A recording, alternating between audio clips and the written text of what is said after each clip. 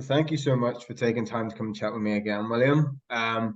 This time, Shrapnel is released on Monday. It's an action-packed film that definitely keeps viewers on the edge of their seats. Um, I believe it was written by yourself and Chad Law. Is that correct? No, it was Chad Law and a writer named Johnny Walters. You know what inspired them to write the story? Um, this is an older script, so it's something from about 10 years ago when we were hearing a lot of the height of the cartel stuff, and all these murders and disappearances along the Texas border, which is where I lived at the time. And so I think it was something that seemed like it was grabbed from the headline, seemed like it was very, very relevant. And I still think it pretty much is, but regardless, yeah. I I got remember. Go ahead. no, you go on ahead. You got better stories than I do. Have questions. No.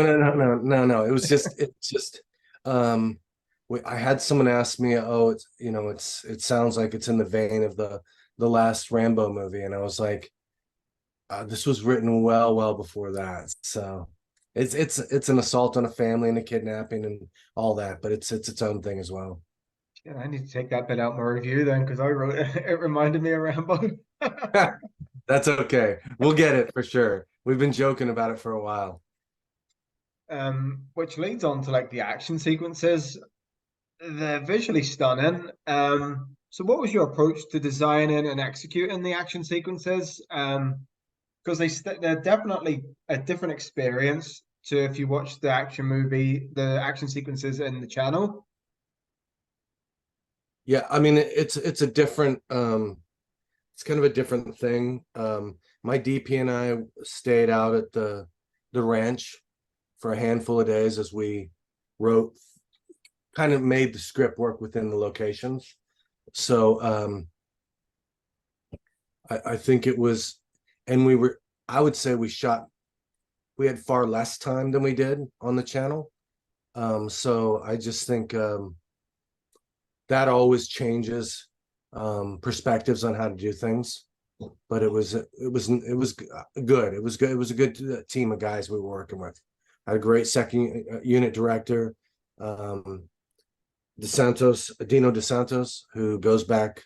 I mean, he was like Banderas' guy and everything, and he's just fantastic, and his team is awesome.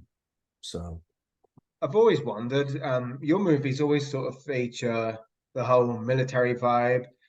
Do you do the research into like if the lead character is playing a Navy SEAL, would you research or get people in who know how a Navy SEALs move compared to someone who was sort of just a Marine or someone who's a Green Beret? right, I prefer to, I prefer to do to have someone that actor can, because there's also a different way of talking. So they have a different shorthand in the way they talk. So, and there's a lot of similarities in tactics, but there are some differences. And so whenever I can showcase that stuff, I prefer to.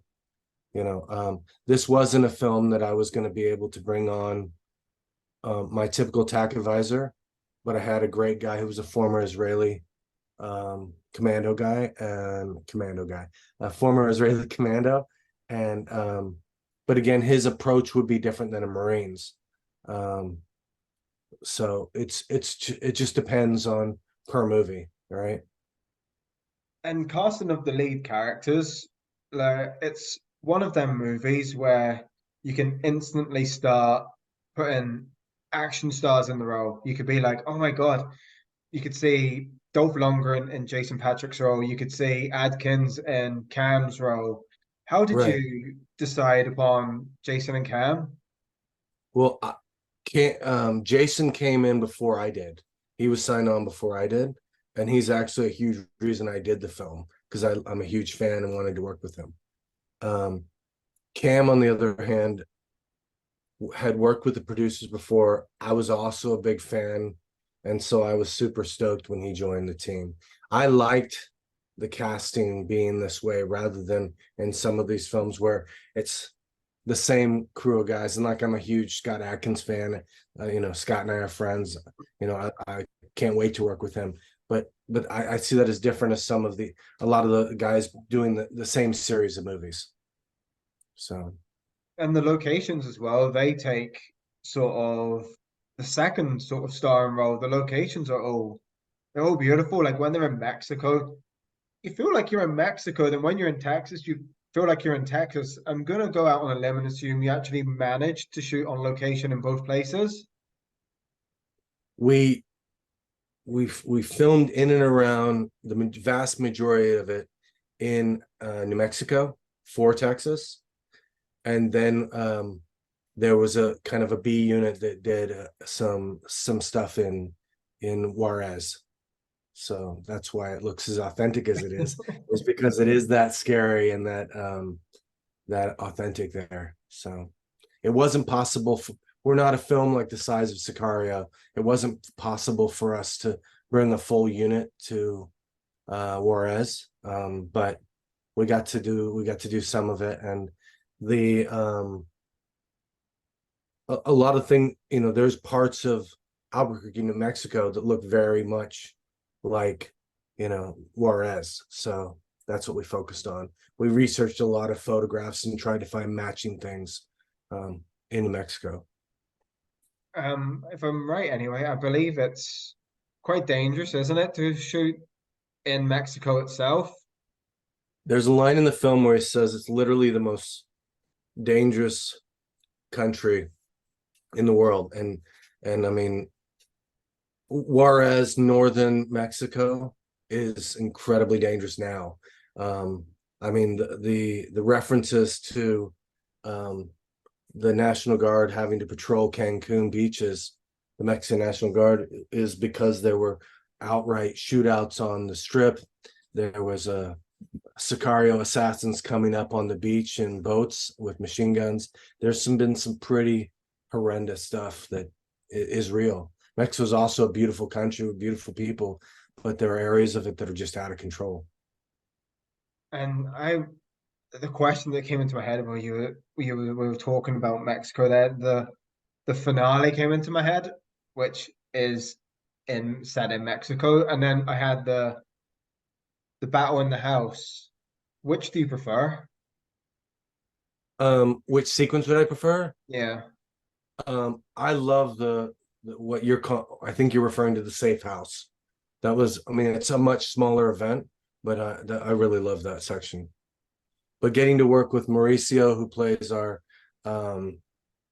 cartel boss, and Ivan, Guillermo Ivan, was such a blast. They played our lead cartel guys, and that was a lot of fun to do that. And correct me if I'm wrong as well, but it looked like Jason took part in the majority of the home invasion scene. Yeah, no, he's not doubled. No, that's all him and Cam for sure. Well, man, the dude still got skills. Yeah, he did great. The only place we used doubles was some of the radical driving that my stunt coordinator Dino did.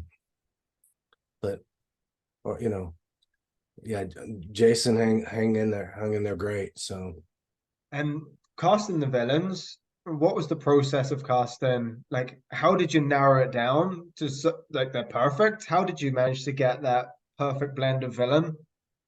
I've got to give credit to it was I came in the project late, so there were several actors that were already attached.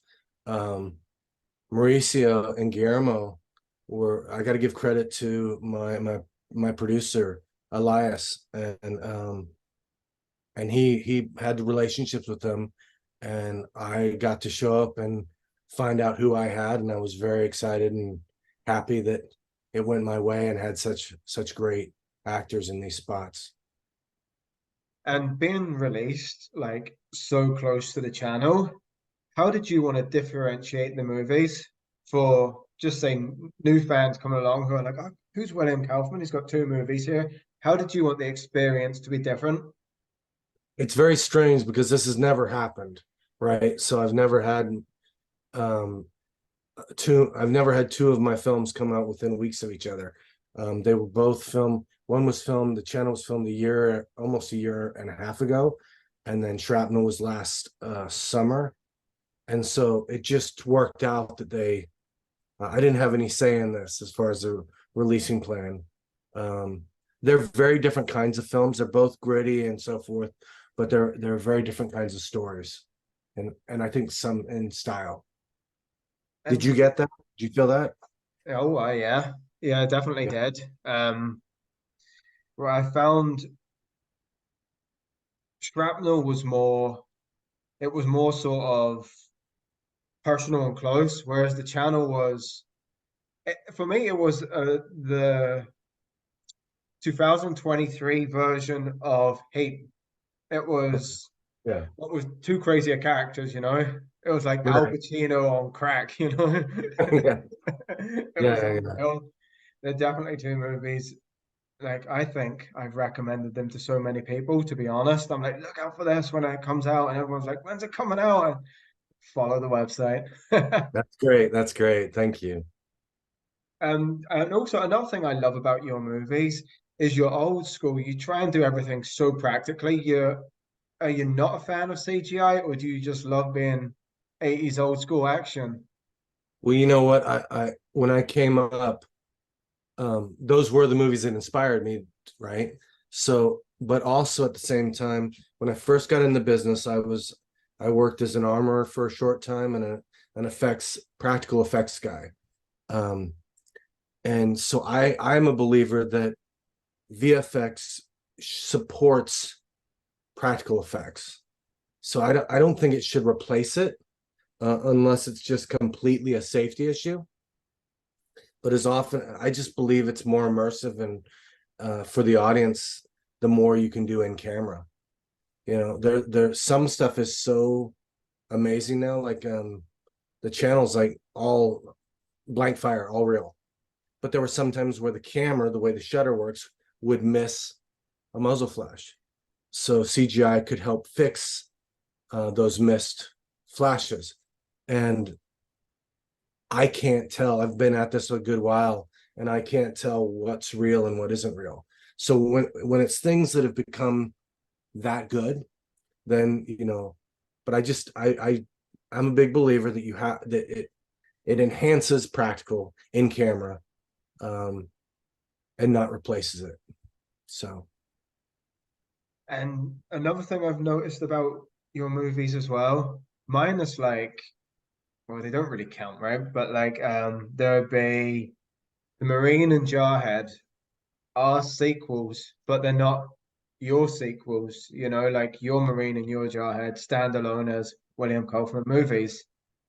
Is there a thing where you're just a one and done kind of guy, or because your movies never have sequels? There's so many movies of yours. I'm like, ah, shit, we need a sequel. Like Sinners, for instance. I was like, we're gonna get a sequel. And what's 13 years later, is it? yeah, We're we talked about it and got really far down the road with it, and it just didn't work out. Um, we couldn't get financing to go after it, which is what it is. And I was having other opportunities, and I had to focus on those. Um, and now it's just been too long. There's not going to be a Sinners and Saints 2 sequel. There won't be one. But that wouldn't keep me from, if the right project came along. Um, Shrapnel gives you a hint that there could be a sequel. Um, it's just about whether you want to honor the material if you're happy with it. Like the channel, I'm really, really happy with. I'd be very hesitant to try and um, come up with something for that. Um, so it's got to be what's organic to do. I know Chad doesn't like to do sequels at all, um, but if you find the right ones, I mean, arguably T2 is one, and Aliens are two of the best sequels of any movie, right? yeah, Um, agreed. and so, I mean, if that's the world you're living in, yeah, sure, I would jump on that. So I know we sort of touched upon, but is your next project coming up action based? Yes, it's action sci-fi. Oh, So sci-fi. That's I haven't really interesting. done that before. So and it's without a doubt the biggest thing I've ever done. So that's super exciting. So So I'm gonna put you on the spot right now. So your movies, there's no doubt of 2023, you are taking over the genre of action. So what would be your top five go-to action movies? and I wouldn't say I'm taking over, but I'm having a good minute right now. Um, Top five action films. I'll go back a little bit. I loved again, obviously I loved Heat. I loved The Professional, Leon the Professional. Um, I'm a fan of the of Extraction. I think that was really well done. Um, there's another filmmaker that I love, Jesse Johnson, and he did a movie a couple years ago called Avengement. That was, such a good film, and people need to, if you haven't seen it, you need to get on that. So, I mean, I'm sure I'm like you. I'm Die Hard. I'm um, Predator, and I mean, the list could go on and on. The Crow. I mean, there's just so many. I don't know how to put them in a list. They change from day to day, right? Right, right. Before I wrap with you, the final question would be is if you had to sell Shrapnel to the audience, how would you pitch it? I would say it's a modern day Western. Um, that if it's a dark, gritty adventure story about a father who is doing whatever he can to keep his family together. And it's also again about it's a big theme I love to play. It's about brotherhood. And if you can watch that trailer and go, yeah, that's the movie I want to watch, this movie's for you for sure. And it's safe to say Jason Patrick may kick Liam Neeson's ass. Your daughter gets taken, you'll be calling Yeah, Jason up instead of Liam. yeah. Jason jokes with me that he gets random calls from Neeson saying, back off.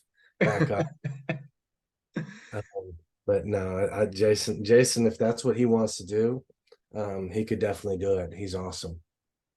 Well, thank you so much for your time, William. I really appreciate you coming back on, and good luck with the release of Shrapnel. Can't wait to see what the actual audience thinks of it because getting to review it, I loved it. It was brilliant. It was everything I could have hoped for a William Kaufman movie. That's awesome to hear. Thank you. Thank you. It was great speaking to you, and I'll catch you on the next one.